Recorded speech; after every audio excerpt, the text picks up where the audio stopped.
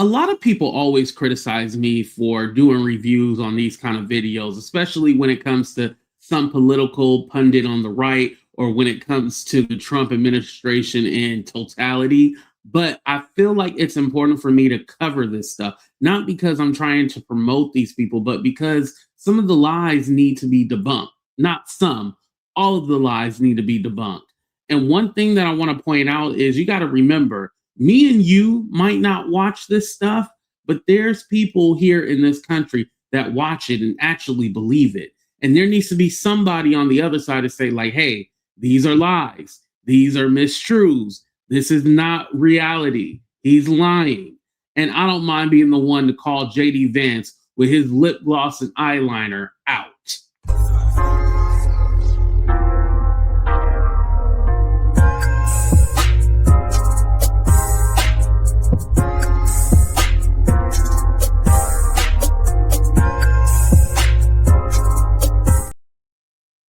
Yes, I said lip gloss and eyeliner, you guys. I don't know if he got a new makeup artist because he feels like he's going to be the next president. So he got him a new makeup artist. They put extra eyeliner, more lip gloss on. Let's get to it. Here we go. But hit that like button and subscribe to the channel first. Going into Greenland, JD answers. And he also has something to say about his good friend Tim Walz and the Somalis. Thanks for joining us, Mr. Vice President. Absolutely. Thanks for having me. Taking out a dictator in Venezuela. How does that help the average American? Well, a few things, Jesse. First of all, what it means is we're going to be able to control the incredible natural resources of Venezuela, which is good for America in a few ways. Number one, it allows us to put leverage on our enemies. Number two, it makes sure that if Americans need high quality, low cost power, we're always going to have access to it.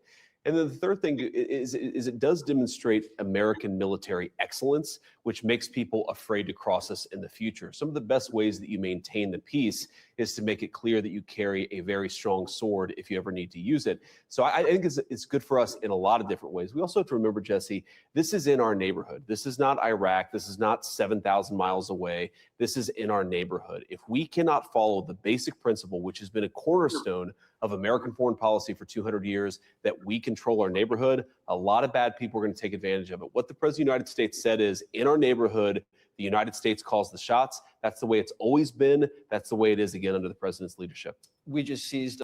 Listen, it's no doubt that the United States, we run stuff over here in this hemisphere. That is true. However, we just don't go into countries and remove their leadership. We don't do that. Because again, it sends the warning, or not warning, but it gives the message to China and Russia that they can do the same thing. And we know how they get down. So just imagine we are removing someone's president. And granted, we know that he's a dictator. I'm not denying that. But if the people want to revolt and remove him out, that's one thing. But for us to go in there and do that, and again, this was supposed to be about the drugs, right? This is what he's being charged for, talking about Maduro, for the drugs that are crossing the border or whatever, right? Even though all the drugs that we get, most of them come from Mexico, right? But somehow Venezuela is our enemy. Now, here's the funny part. We have not yet seen any of the drugs or the cartels being held accountable. The only people that we have is Maduro and his wife. But in this interview, we're talking about oil. Wait, so it's about the oil and not about the drugs getting to America? They lie, like I said. The Russian oil tanker, Russian submarines were trying to slip it past the Navy. This thing's heating up. You know, I think people overstate that. First of all, it was a fake Russian oil tanker. They basically tried to pretend to be a Russian oil tanker in an effort to avoid the sanctions regime. But people always ask, how do you control Venezuela? And we're actually seeing it play out in real time. The way that we control Venezuela is we control the purse strings, we control the energy resources, and we tell the regime, you're allowed to sell the oil so long as you serve America's national interest. You're not allowed to sell it if you can't serve America's national interest. And that's how we exert incredible pressure on that country without wasting a single American life, without endangering a single American citizen. That is called critical, high-quality diplomacy. We've done it. We've done it time and again, but we just did it in Venezuela. The Democrats say Trump is... We don't know for a fact that Venezuela is going to comply with that. They don't have an actual plan. They have an idea because according to Delcy Rodriguez, she's like, return our president. And it seems like she's pushing back. So again, we don't know. He's greedy. He's all about oil and empire. He's greedy to serve the American interest, and that's what you want in an American president. You cannot have people taking advantage of the United States in our own hemisphere. The president of the United States said he's done with that. I think it's interesting. The Democrats call the president greedy, but in what sense has any of this enriched him or enriched the administration? It's enriched the American people, which is what you want out of an American president. Somebody who's thinking to themselves, how do I serve the American people's best interest? How do I go and accomplish good things for the American people? That's a good thing to have in an American president. You want somebody who's greedy for the American people. The Democrats are greedy for themselves. Well, Jasmine. Listen, he's greedy for the oil companies and the oil tycoons. That's who he's greedy for because, again, he said that talking about Trump, let me clarify, talking about Trump, that he's going to send the heads of the oil companies down there to Venezuela. That has nothing to do with the people. Unless gas becomes $1 a gallon, this ain't for us. This is for y'all. Crockett said you guys kidnapped Maduro. We engaged in a law enforcement action. We had a legitimate indictment for Maduro for narco-terrorism, for weapons smuggling and weapons trafficking. And we went in with the best military in the world. We got our guy. He's going to stand trial. By the way, he's given the full due process rights that are entitled to anybody who's in the United States. I think he's going to go away. He's going to be found guilty. That's not a kidnapping. That's a law enforcement operation. And Jasmine Crockett, of all people, she has the least amount of room to talk on this stuff. She doesn't know what she's talking about. As the president said, you couldn't have a worse spokesperson, a person with less knowledge about world affairs. It's telling that she's the person speaking for the Democrats. So a whole lawyer doesn't know what she's talking about, but somehow y'all know what y'all talking about. Okay. Democrats on this issue. You guys have designated the cartels as terrorist organizations. Because they are, yeah. How do you win the war on drugs if Americans love cocaine? That's the one big pushback I've gotten is when I criticize the Venezuelans for trafficking cocaine. You had a lot of people say, we don't like fentanyl, but some people do like cocaine. Unfortunately, cocaine is a very bad drug. And importantly, Jesse, it is a major profit center for the Venezuelan cartels. So if they sell a little bit of fentanyl, but a lot of cocaine, and they use that cocaine to spread and further their cartel operations, that means a lot more poison is being. So we don't get our drugs from Venezuela. You know where we get them from? Mexico. They're channeled through Mexico. Sometimes through China, through Mexico. That's how we get our drugs, is fentanyl and everything like that. And you want to know where most of the cocaine is produced? In Colombia. This is why the president of Colombia was all like, y'all better not come over here and try that with me. Yeah. Again, lies. And again, did you seize any of the drugs that were there? You talked about the oil, but I haven't heard anything about the drugs.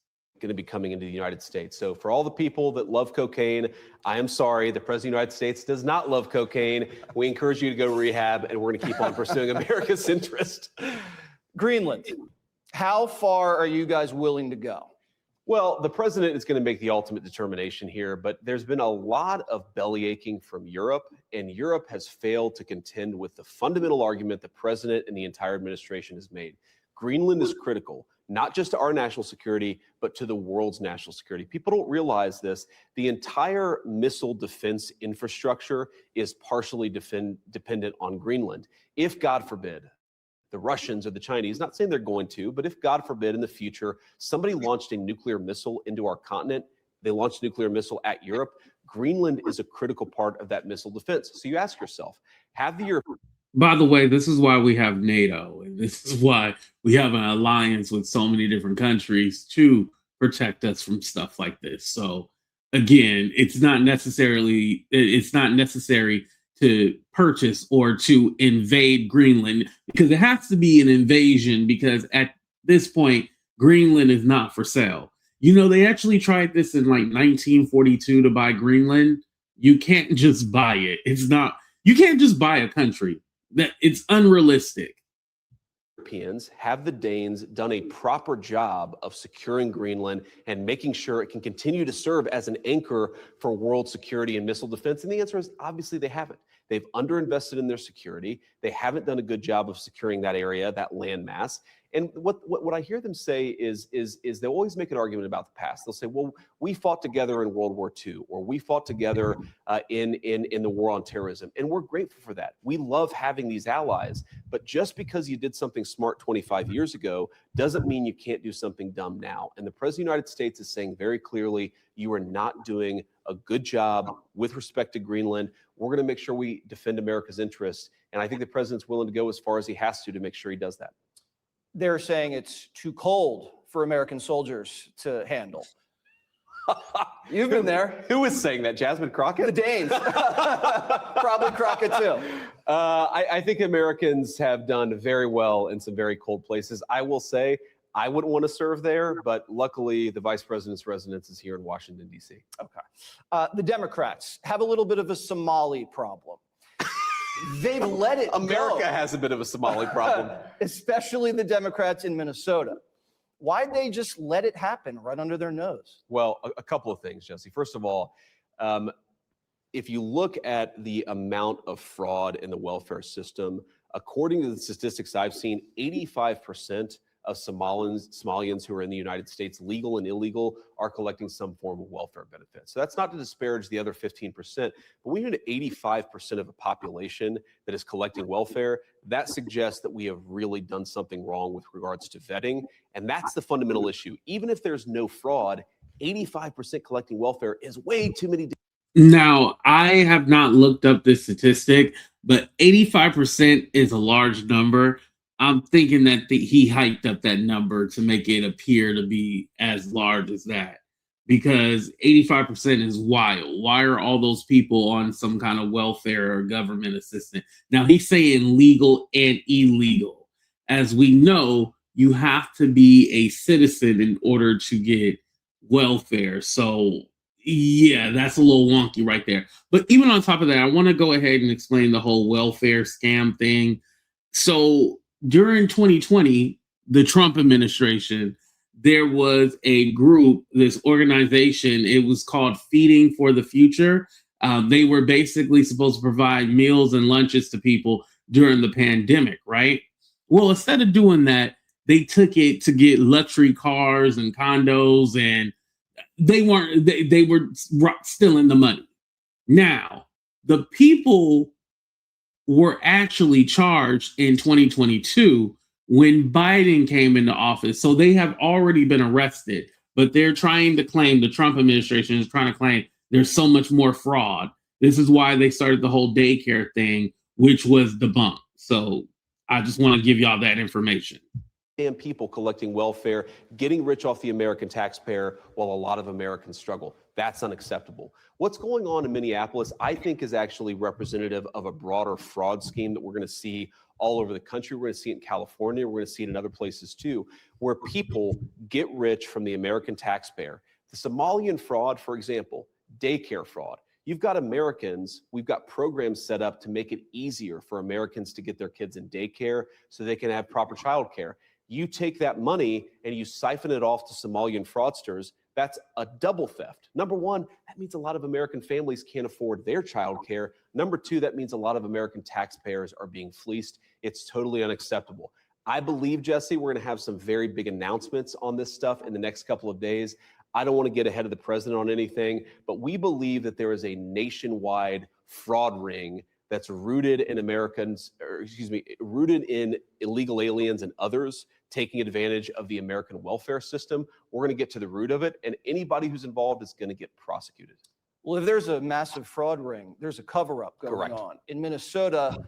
And I want to go ahead and talk about something with the welfare issue, because what it is that they're suggesting that over 80% of Somali households in Minnesota are receiving some kind of welfare. So that doesn't mean that it's food, housing, like they're receiving all of it. So it includes Medicare or food or housing, Section 8, so forth and so forth. So these people are receiving some kind, but that doesn't mean they're receiving everything. Or maybe in this case, they could be impoverished. Am I saying that word wrong? Y'all know what I'm trying to say. They're in poverty. So this is why they're using it. And this is a select in Minnesota, which has a lot of Somalis, right? So this is not the whole group of Somalians, but in Minnesota particularly, they have a higher percentage of Somalis on some kind of welfare or government program. Here we go. They were just caught forging documents, trying to cover their tracks. Should Tim Walz resign?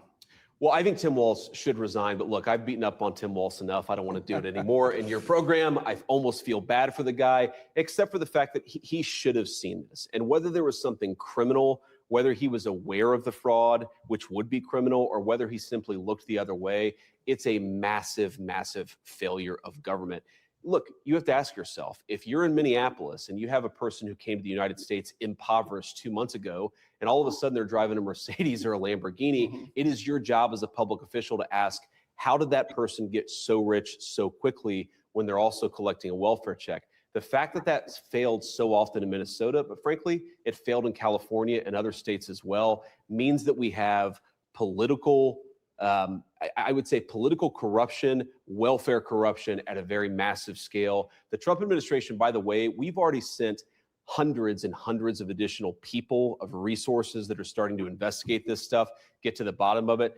Stephen Miller sent people who are literally going door to door at some of these fraudulent daycare centers and trying to understand just how deep the rabbit hole goes. But this is going to be a long-term effort from the Trump administration to root out corruption and actually look after Americans for a change and their hard-earned money. You're sending investigators to California. We are sending investigators to a lot of places to try to get to the root of this welfare fraud. I think what it revealed, Jesse, is something I frankly wasn't aware of until a few weeks ago. And this is why they're freezing like the funding for childcare in so many states as well, too. They're trying to claim that there's all this fraud going on. But with that being said, shouldn't you prove the fraud first before just freezing it for everybody? Because again, not just Democrats or immigrants are going to be hurt by this. Your own constituents will be hurt by this, especially in the South, in red states. Which is, it's not just that people are getting welfare who shouldn't get welfare. That is true, right? These programs exist to take care of Americans who are down on their luck, not to enrich fraudsters. But it's bigger than that. It's that people take this money and create whole businesses around siphoning money from the American taxpayer. So again, you've got poor people who can't get what they need. You've also got American taxpayers who are getting fleeced. It is the ultimate lose-lose proposition. And I think Minneapolis just really revealed how ridiculous it was. I mean, Jesse, this... Remember they had Doge, which was supposed to find the corruption and where money was being taken or getting taken advantage of. Whatever happened with that? Oh, they got rid of it because it was useless. Yeah, this is what we don't talk about. So all this fraud and everything going on, they have not discovered it at all. Now, what they will take is, for example, like I talked about Feeding for the Future, that group, yes, they were Somalian, and yes, they did fraud, but they also were prosecuted as well too, right? So they'll take those few examples and be like, everybody's doing fraud. And it's all like, that's a lie. This is the most low IQ fraud scheme imaginable. Like, it's almost shocking that you would have people running a daycare with the quality Leering Center. If you're running a daycare and you can't spell the word learning, or you can't spell the word kids, that suggests that maybe you should not be in early childhood education. And the fact that it was so obvious and so blatant does suggest a level of political corruption. We're going to get to the bottom of it. Well, Tim Walz should be worried because you can't misspell learning and take someone's money. He should be worried for many reasons. He called you weird. Remember that? I know. Because I don't like some. Well, also, I didn't really talk about it on my channel with Tim Walz, but one of the reasons why he's deciding not to run again for a third term is because his family has been threatened. As you guys know, his son is autistic and his daughter is in college. And he's like, at this point, F all of this. Like, I'm worried about my family. So he's doing the right thing. And a lot of people are like, oh, you're giving up, quitting. Listen, this shit is crazy and it's not normal. He got to think about his loved ones, think about his family, think about his children. I don't blame him for saying, F this, I'm out of here. Molly fraudsters. I guess that makes me weird. Guilty as charged. Gavin Newsom, he says, you guys want to come look at California? Bring it on.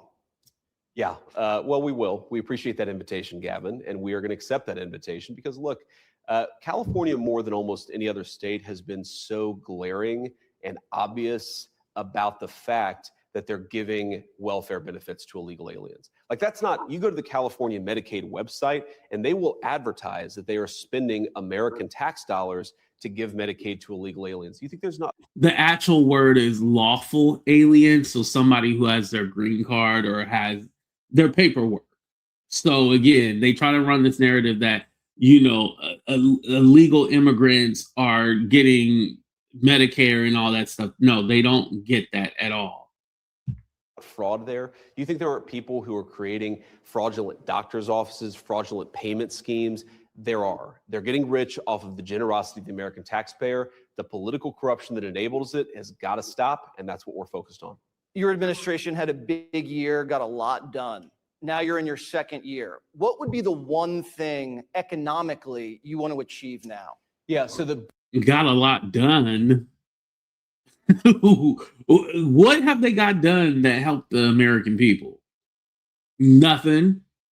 big thing we did achieve is we cut the trade deficit by over 60% in the president's first year in office. That's amazing. What that means is more jobs coming to the United States, more investment coming to the United States of America. I want to build on that. You know, we talk about this. None of that has happened. He's referencing the tariffs and stuff like that. None of that has happened. If anything, it has increased prices. $18 trillion of new investment that's coming into the United States. I want to build as many factories as possible, give as many Americans high-paying jobs as possible, and make as much of our own stuff. And I think while we do that, we've got to tackle the housing issue for a lot of young Americans. They feel like they're priced out of the housing market. The president's about to make some really big announcements on that stuff in the next couple of weeks. And what we're his 50-year loan, 50-year mortgage. That's his idea. What we're going to do is we want to preserve the wealth that a lot of people have accrued in their homes while also making it possible for young people to afford their first home, make it affordable for young families to raise young families. And I think we can do that. I think that we've actually got some good policies that are going to thread that needle very well, be very good for young Americans and young American families. That's what I'm most focused on economically over the next year, because I think if you really give people a sense of ownership in this country, a sense that they can build something, build a nest egg, build a family, that is the trick to reinvigorating the American dream. That's what the president's most focused on. Listen, when we go through 2008 for the housing crisis, just reference back to this video because I can see another 2008 happening. And that was a horrible time. But I wish I would have saved some money right out of high school so I could have got me a house for 33 cents and $12.33. I would have loved to get a house at that price at that time.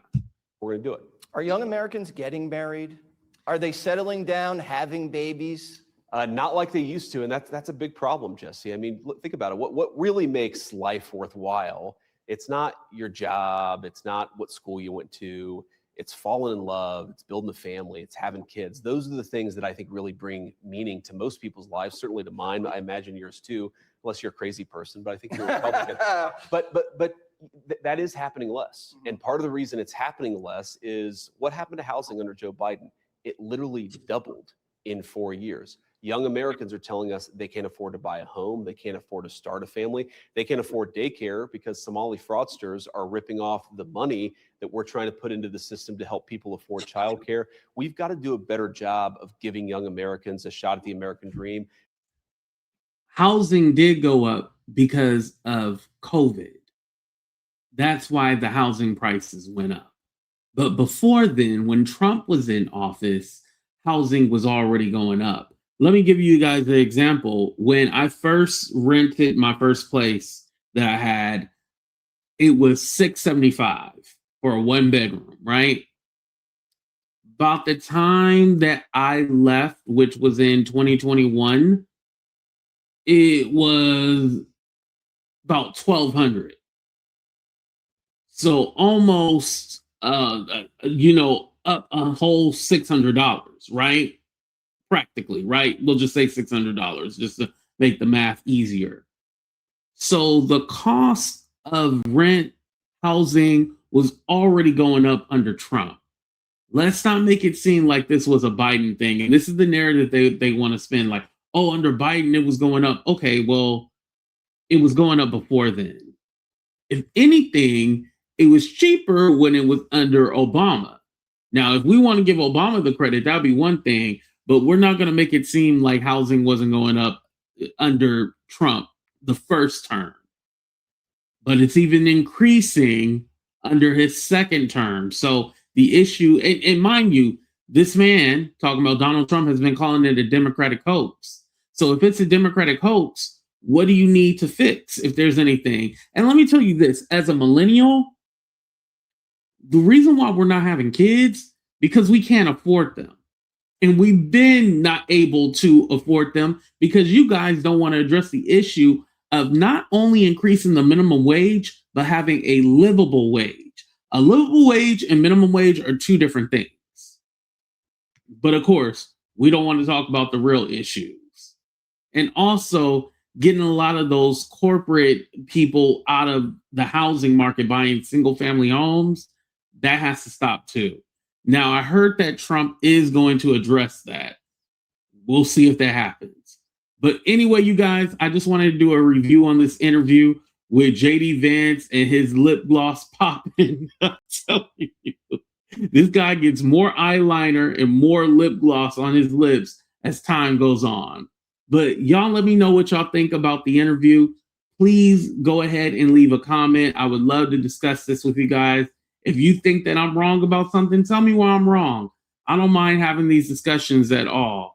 But I love y'all. Hit that like button, subscribe to the channel, and we out of here. Deuces, everybody.